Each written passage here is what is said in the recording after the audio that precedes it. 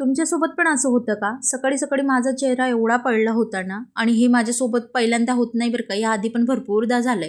कारण माझा एक डोळा आहे ना फडफड करत होता आणि तो जर फडफड करायला लागला ना, तर माझ्यासोबत काहीतरी कांड होतो म्हणजे होतो आणि ह्याच धाकाने ना माझा जीव खालीवर होत होता. गार्गीला स्कूलमध्ये घरी घेऊन आले आणि आल्या आल्या मॅडमचं बघा कसं असतं, लेकरांचं असंच असतं. शाळेतून घरी आले की त्यांना असं वाटतं की ते आजाद झाले आणि काहीही करतील. म्हणून तिने ते खेळणे मांडले आणि तिचा पसारा तीच करते आणि तीच आवरते.